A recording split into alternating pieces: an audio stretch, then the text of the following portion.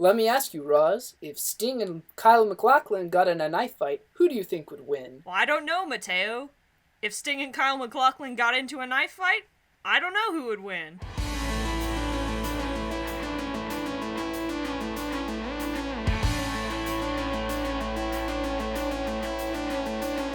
Coming at you from jolly old Stingland, a battle for the ages. This is Sting Metal Diaper Zone, a podcast brought to you by two people who have never seen Dune. This is Sting Metal Diaper Zone, a podcast about Dune. Brought to you by two people who have never seen Dune. This is the second episode of however many that we are doing. Which I think was... until it stops being funny, which was last episode, but that's where we're going. We bring this beautiful concept back to you. We present it on a platter. We're tossing it toward... We've put it on a platter, and then we've, frisbee thrown the platter directly at your head, and it's your choice whether you want to duck and get, and miss this opportunity, or just get hit in the head with it. There's a baked potato on it. There's a baked potato, and the baked potato is this podcast. I'm your host, Roz Harkin. And I'm your host, Mateo Guthrie. And we're here to... We haven't seen Dune. We have not seen Dune, and we're here to discuss Dune. Oh boy. Alright, well, first of all... Oh, shouldn't we explain first what that podcast is actually about? I think that's important. Yeah. So, Kyle MacLachlan, American actor, star in Portlandia as the mayor of Portland. Reggae Kyle MacLachlan. Post-reggae Kyle MacLachlan. Mods are asleep. Post-reggae Kyle MacLachlan. Kyle MacLachlan has a nifty little outfit with mesh nipple windows. They roll up, and they fasten. Roll right up. And they fasten. They do fasten. They do fasten. And it's fascinating. It's pretty good. Fascinating. Hey. But he gets in a knife fight with a certain British musician. A British musician, Gordon Sumner, also known as Sting, his stage name. No. Sting, also known as Sting. Sting, also known as Sting. He's just Sting. But Sting, in the movie Dune, directed by David Lynch, wears another outfit that is just what can only be described as a metal Speedo. That's a metal diaper. It's a metal diaper. See, a Speedo is usually form-fitting. A Speedo's too form-fitting. A metal diaper is properly gives the volume to it. Okay. I don't know if the from what I've seen, my research, there's a Funko Pop of this outfit for some ungodly reason. But there is no back on it. It is just thong-like. So I mean, he's not a baby, so obviously he won't have... He's not a baby. I think it counts as a diaper, frankly. Really? Okay. Well, that's also what we've decided to We're name bringing you the podcast. real questions. Does it count as a diaper or not? We've decided to name the podcast after that, so I guess our nomenclature has to be kind of consistent. Yeah, we need consistency in our metal diaper controversy. In our world building, in our lore. Well, they do get into a knife fight. They do get into a knife fight, and that's one of the things we know about Dune. Yeah, we also know they have knives. They do have knives in that. They do fight. And they're on Dune? I think the planet is named Dune. Yeah, they're on planet Dune. They get into a knife fight. The movie Dune. Patrick Stewart? Patrick Stewart is in it. Does he wear a metal Speedo? No, I think he's just wearing regular clothes, but he is Patrick Stewart, so he's also in there. He will not be entering into this knife fight. No. I would not ask Patrick Stewart to do such a thing. That would be cruel, I think. Yeah, that would be cruel considering this man did voice the poop emoji in the Emoji Movie. I will not let humanity forget this, whether they like it or not. So last week we had a poll for our listeners to give us a bit of feedback. Provide information, perhaps? Provide feedback? Yeah, give us some feedback. A little bit of audience participation, maybe. Yeah, like a little man holds up a sign that says applause. Yeah, like at a wrestling match. Little man holds up a sign that says diapers, and everybody cheers. Like at a wrestling match? Is that Patrick Stewart? Is exactly he the guy holding like the at sign? a wrestling match. I'm actually thinking. I'm thinking more the night at Shrek's wedding, or no, rather the wedding of Lord Farquaad and Fiona, to bring some intertextuality to this one. I haven't seen Shrek. Maybe I should make a Shrek podcast. Time to do a Shrek podcast in which one of the hosts has seen Shrek. Time to do a Shrek podcast. I think this intro has gone on long enough. Let's read out the results. There was one result. One person responded to this. Singular person. The result of our poll. The result of our poll. Overwhelmingly in favor of Sting. Ooh. 100% Sting favoring poll results. I need the feedback, Rose. Give us the feedback. I will give you the feedback. Who would win in a knife fight on a volcano? And the response was, his metal diaper is simply too powerful. And then for the library discussion, again, 100% Sting. Ouch. 100% Sting. Uncharitable to Kyle, I'm telling you. And the feedback they gave was, you never hear him coming. And then they didn't leave any questions, comments, or concerns. So we don't have to deal with that. Concern? Am I wrong? No. Concerns. You can't antagonize the audience. Concerns for us, probably. For this episode, our first biome. What are our circumstances? First biome, our first circumstance. Who would win in a knife fight? Kyle MacLachlan or Sting in the jungle? In the jungle. Yes. Now, is it a specific jungle, like the Amazon, or is it just like generic? I'm assuming it's generic jungle, so it's either Vietnam or the one from Predator. The Predator is not there, though. It is completely Predator empty. I think Kyle MacLachlan, in this case, is the Predator. Oh, okay. It's I think, judging by last episode, it's my turn to go first. Yes. Ladies and gentlemen, without further ado... Harkening back to the classic Tarzan loincloth, Sting's outfit is perfectly suited for a jungle environment. His movement will not be impeded when he's moving through the thick jungle foliage, and he will also not be affected by humidity. In addition, due to his name being Sting, all the insects in the jungle will see him as their leader and follow his every command. And scene. And time.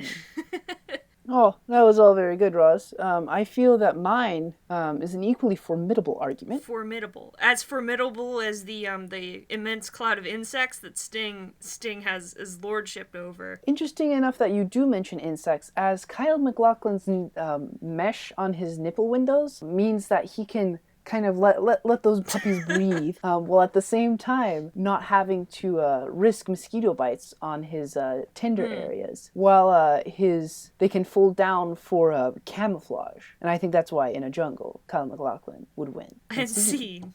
All right. Well, as we move into our debate roundtable debate, roundtable debate section, I will let my co-host go first on this one.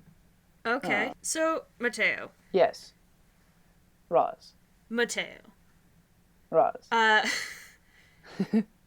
You mentioned that Kyle MacLachlan's nipple windows will act as camouflage. So that means he would be exposed when they are rolled up.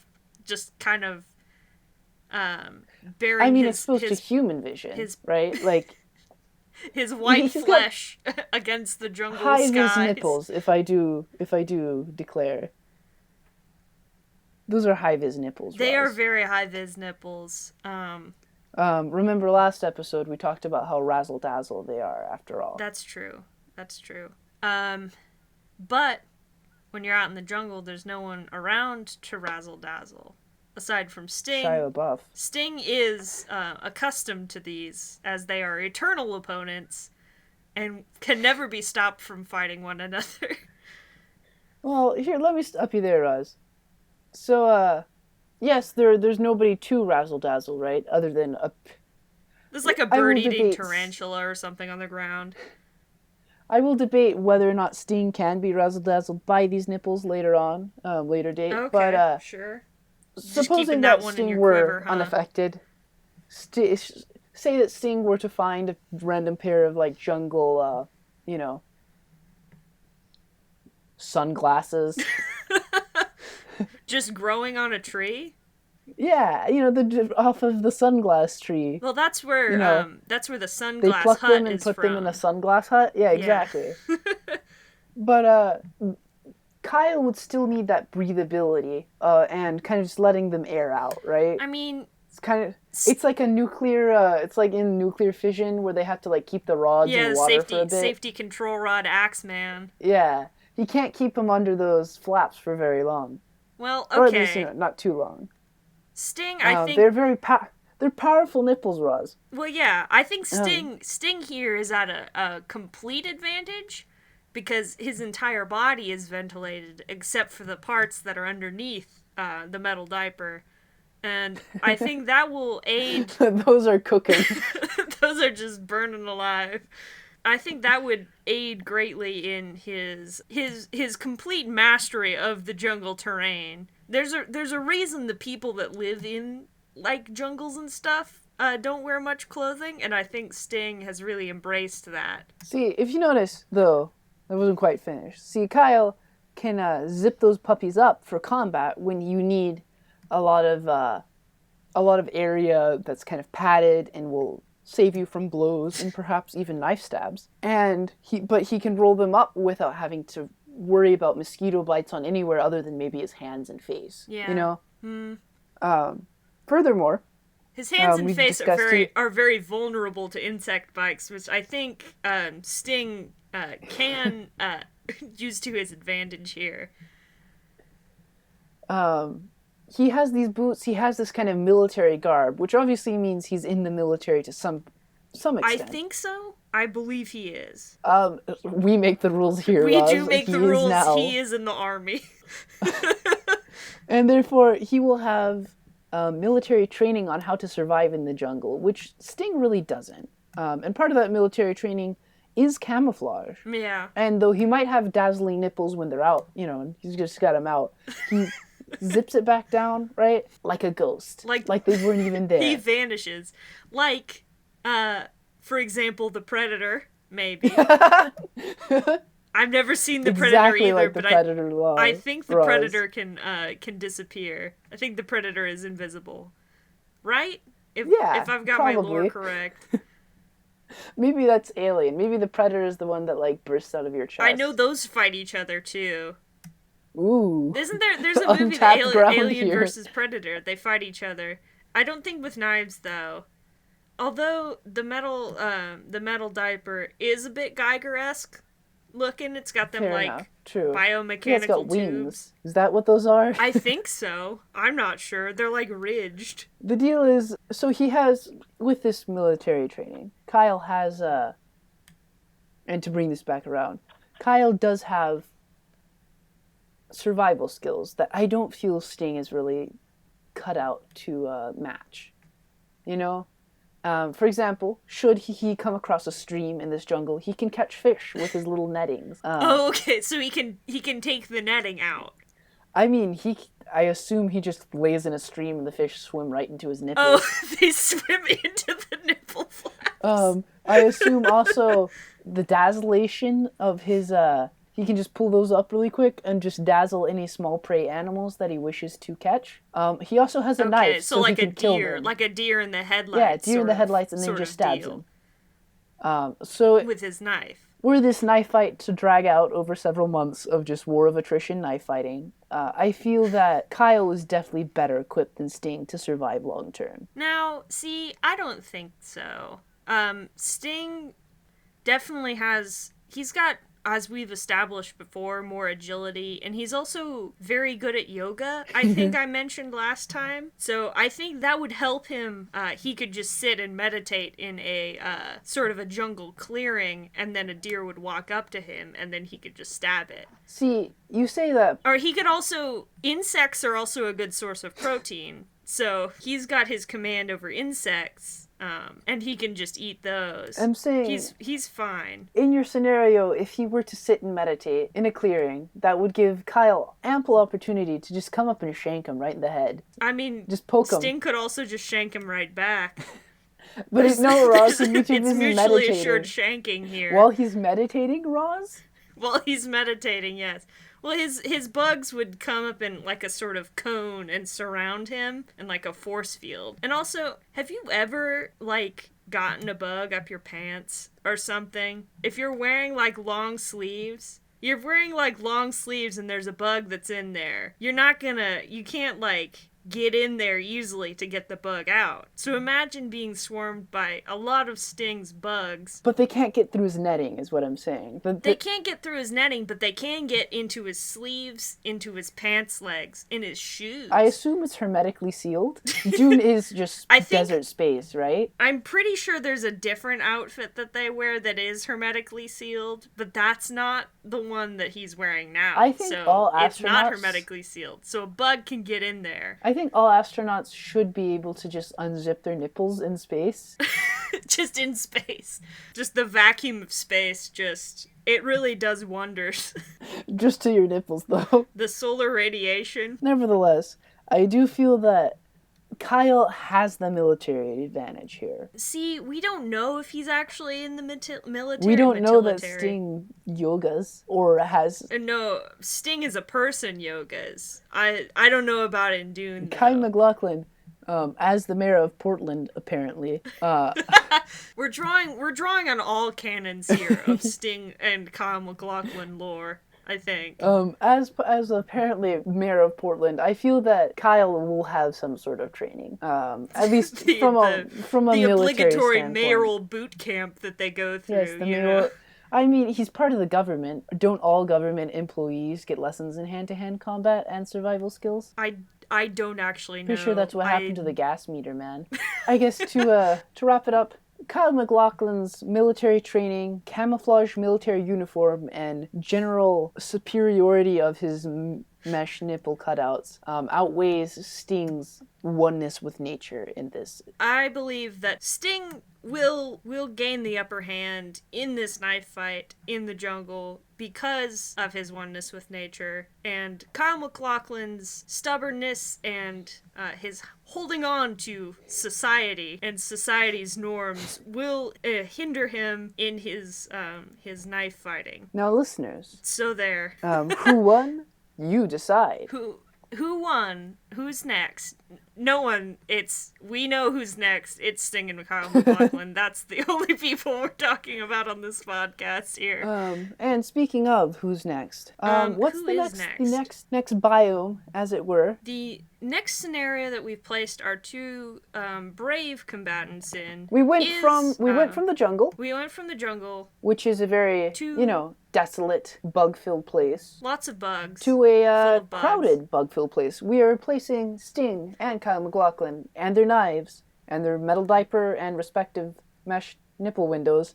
Nipple flaps, in Times Square, New York City. Times Square in New York City, one of the bustling centers of humanity, full of people, humanity. Just so much humanity. Going back and forth, just getting at doing their own business. And unlike a library, like last episode, but unlike a library, you don't have to be quiet. You do not have to be quiet, and there are definitely more people in Times There are also Square. cars, probably. Yeah, there are also cars. You're right. If there were a car in a library, I think I would be very concerned. I feel like we could make that happen.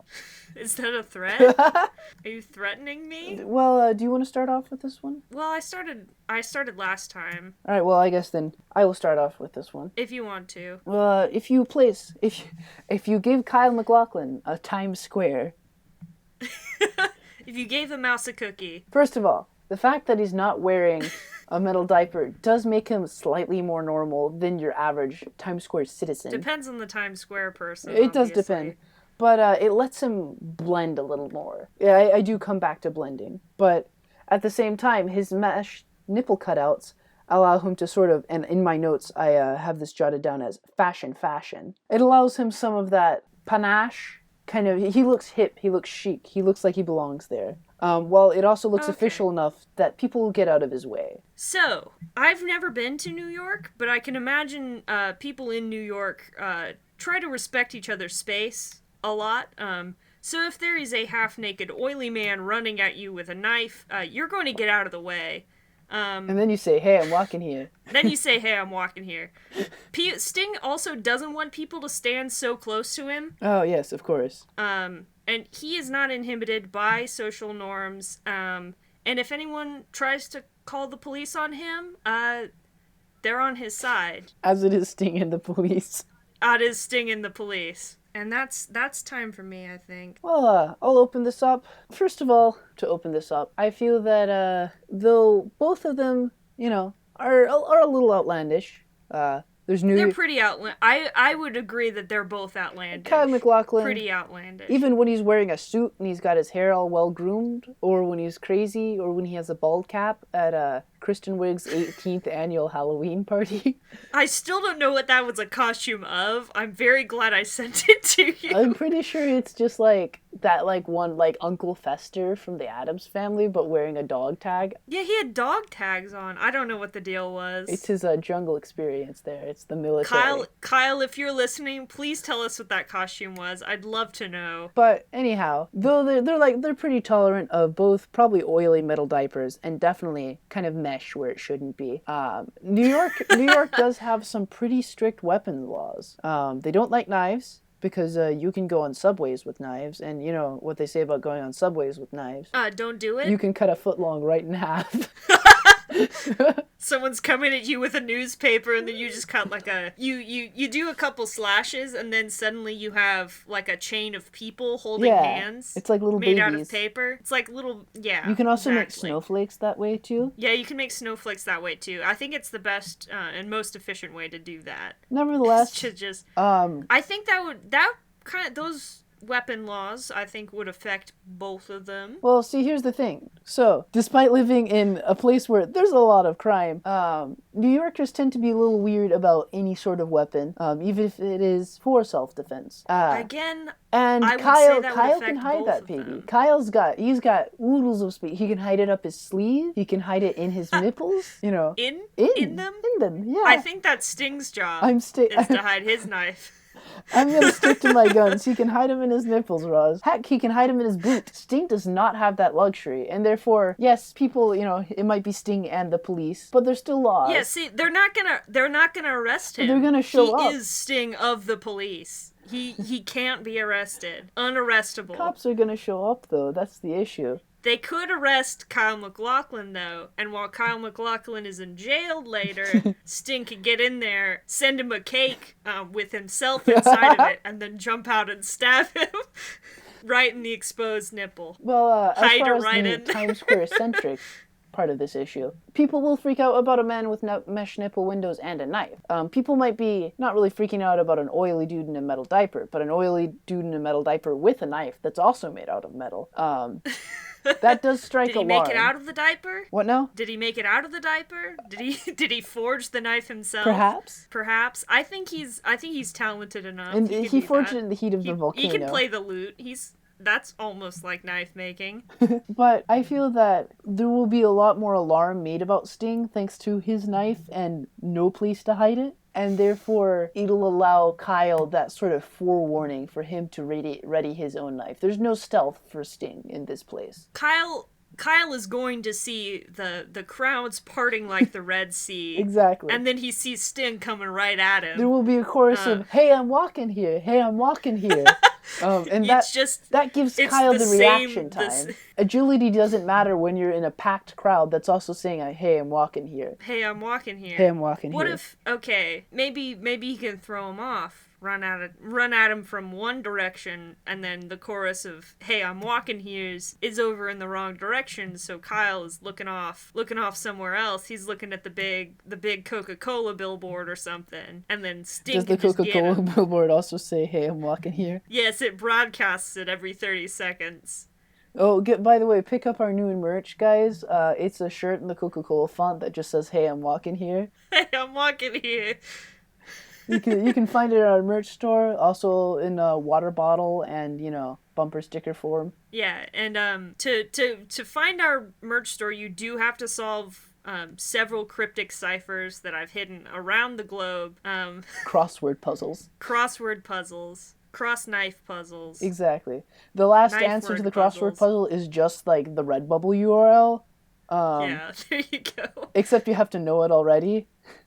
Yeah. Have fun with that, boys. Back to the fight, though. Kyle has the military training to not be disoriented by all the hay and walking hears. Sting, I think, would still have the advantage here, even if Kyle had military training, which I don't think he has. He totally has. He was wearing Kyle MacLachlan was wearing a dog tag with that incomprehensible bald cap outfit. Why was he wearing the bald cap? Why was he wearing a dog tag? It's because he was in the military, Roz. Maybe.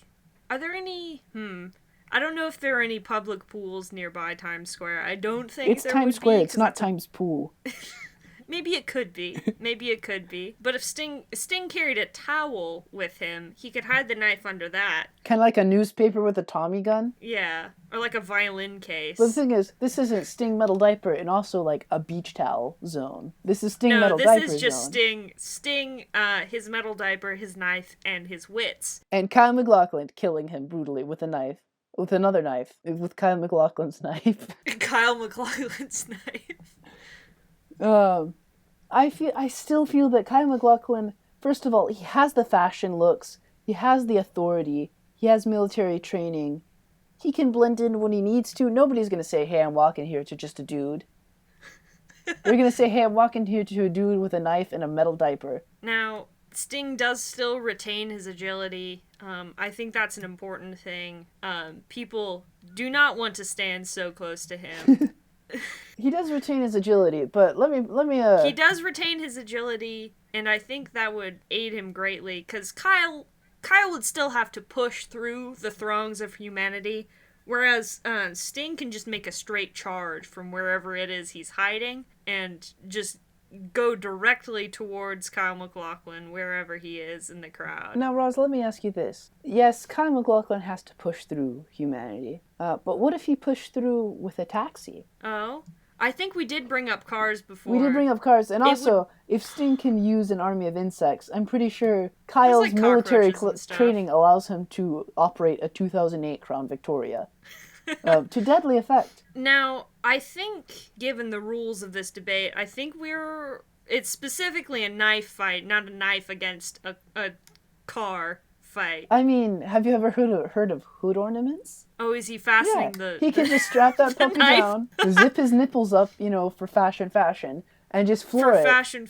It's an automatic. He doesn't even have to know stick or anything. I think you're bringing too much into this equation. Oh, like the bugs weren't too much? Oh, the bugs were. That's an integral part of Sting's character. Any guy can drive a car. Any person can drive a Crown Victoria. A 2008 Crown Victoria, yellow cab special. Even if it does have a knife taped to the hood, which does not, I don't think, count as a knife fight. I think we'll have to test that theory. You and me.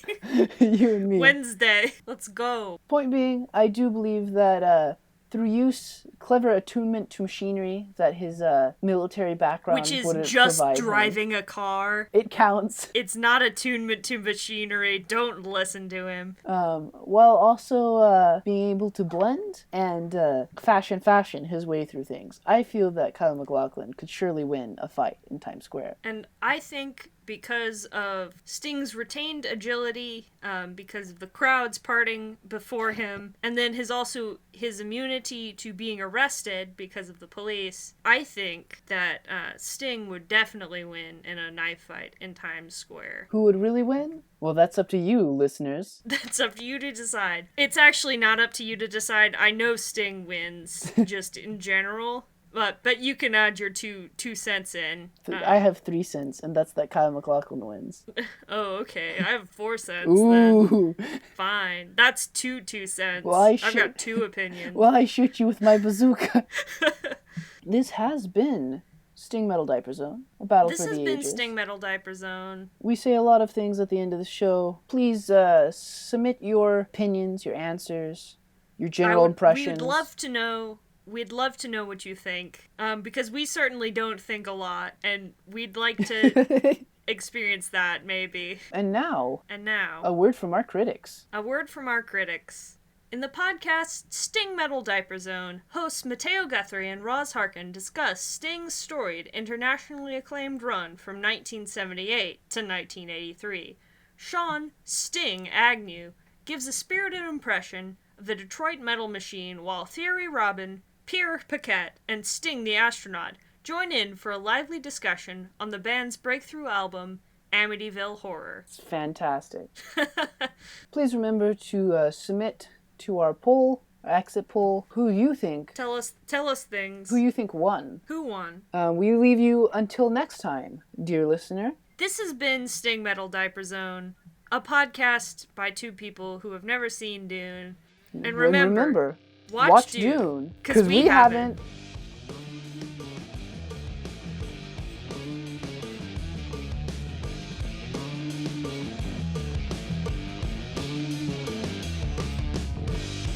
I need to get into podcast host mode. Once we figure out what we're doing, then we can start. That's fine.